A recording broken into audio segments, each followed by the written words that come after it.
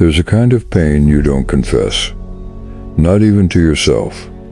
It's the pain of watching someone drift out of your life while you stand still, pretending your heartbeat isn't collapsing inward. It feels like being left alone in a room after the lights switch off. You replay conversations, glances, half-promises that once felt eternal, and you ask yourself the question you're afraid to answer. Why does losing someone who was never truly mine hurt this much? This is the wound. Most people hide the wound of holding on to temporary people, as if permanence was something you could earn. Today's message cuts directly into that wound. It asks you to stop confusing affection with ownership, presence with possession, and closeness with destiny. Caleb steps into a dim corridor carrying a small object in his hand, a fragile glass pendant he once tied his identity to.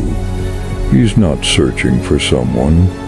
He's searching for the parts of himself he offered away, trying to keep the wrong people close.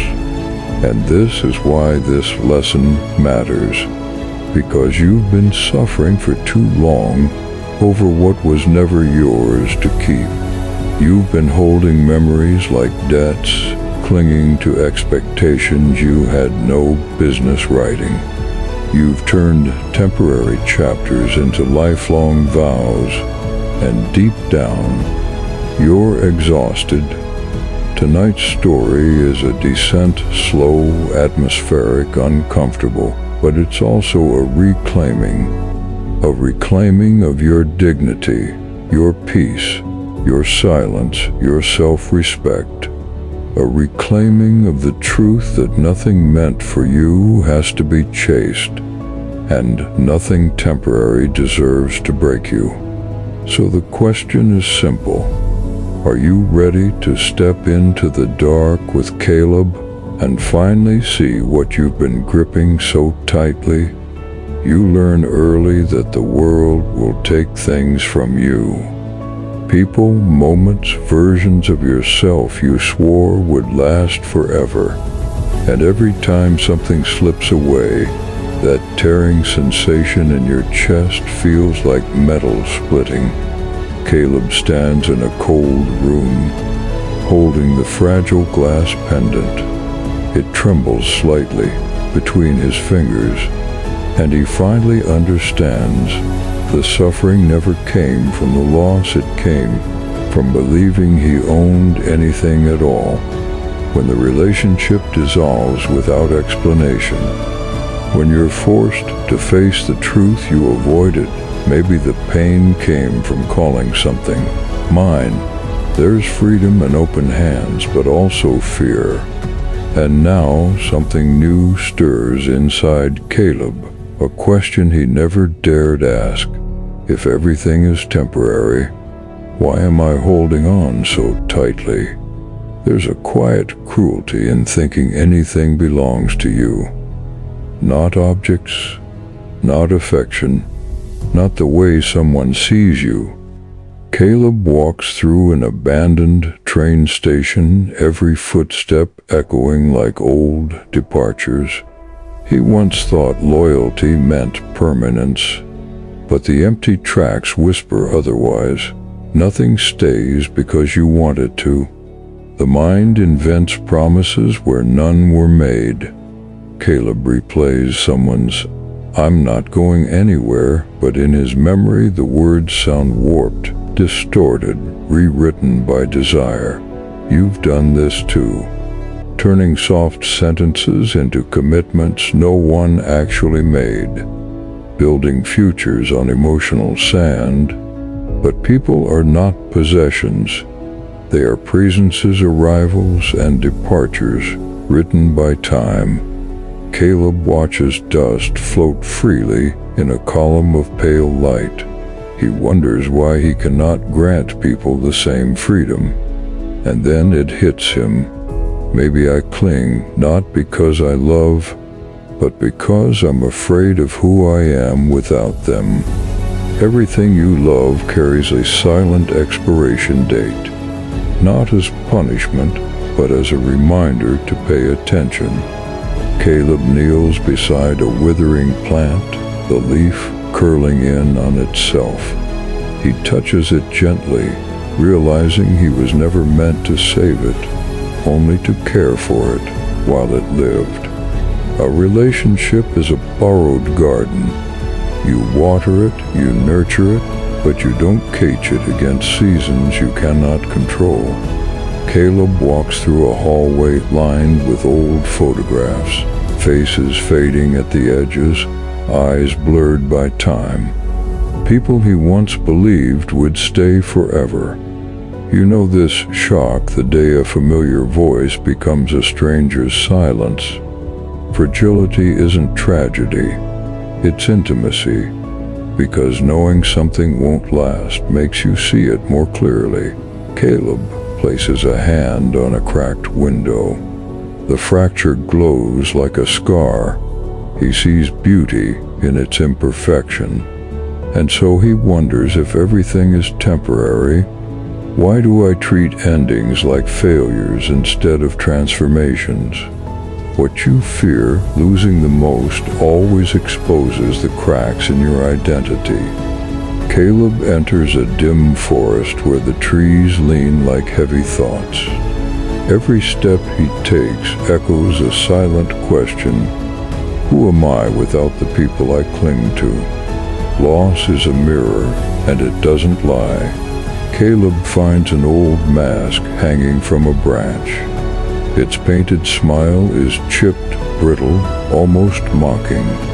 He lifts it, realizing he once wore a similar one to be loved. Maybe you've done the same, softened your voice, lowered your needs, bent your boundaries until they broke. But anything built on fear collapses when touched. Caleb lowers the mask and watches it fall to the ground, shattering softly. And in that shattering, he finally sees losing someone isn't the real loss. Losing yourself is letting go, isn't coldness, it is clarity. Caleb sits on a rooftop as dawn bleeds into the sky. He holds a small river stone in his palm. He doesn't grip it, but he doesn't drop it either. This is the middle path: care without attachment, presence without possession, love without fear. Caleb remembers the times he clung to people, trying to hold them still. You've done this too. Not because you were weak, but because you believed survival depended on someone staying. But true connection breathes. It cannot be suffocated into permanence. Caleb places the stone back on the ground, not as abandonment, but as respect.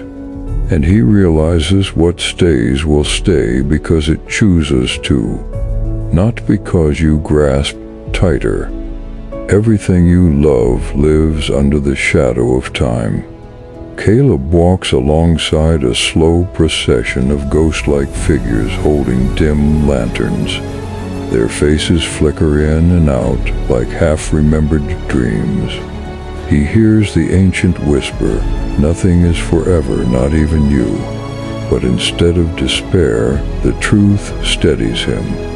When you remember someone is mortal, you love them differently. Not with desperation, but with presence. Caleb touches a cracked statue glowing faintly along its fractures. He sees beauty in the break. You've felt this, the sudden tenderness, when you realize time is short. Mortality doesn't steal love, it deepens it. To see someone as temporary isn't to diminish them, it is to honor their existence as sacred. Nothing you have was given to you forever. Not your moments, not your memories, not the people whose paths cross yours. Caleb enters an abandoned house filled with objects left by strangers long gone. A scarf, a letter, a music box. Each one once meant everything to someone. Now they are relics of lives that learned the same lesson life lends. It never grants. He turns the music box. A trembling melody plays brief, incomplete, and heartbreakingly beautiful. Just like so many of your past connections, value never came from duration. It came from presence. Caleb leaves the house with empty pockets intentionally, because he finally understands what shapes you doesn't need to be carried. Courage isn't holding tighter. Courage is walking forward with empty palms. Caleb steps onto a fog-covered road where the horizon has been erased. He carries nothing, no names, no promises, no illusions.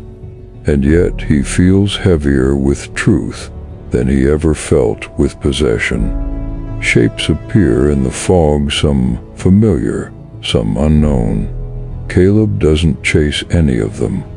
And for the first time, he isn't afraid, because freedom doesn't come from certainty. It comes from trust in your next step. When your hands are open, life can finally place something real in them.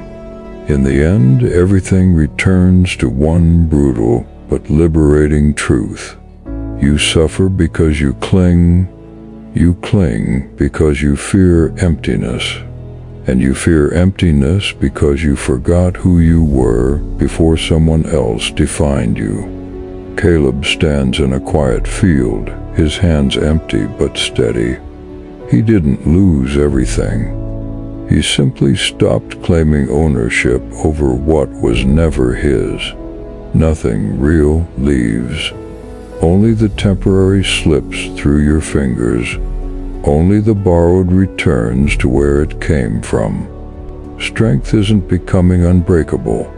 Strength is refusing to break yourself for someone who was never meant to stay.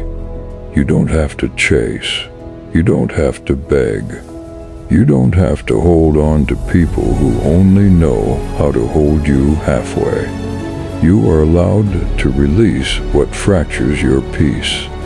You are allowed to detach with dignity. You are allowed to let temporary people remain temporary, because the moment you stop suffering over what isn't yours, life begins to give you what is.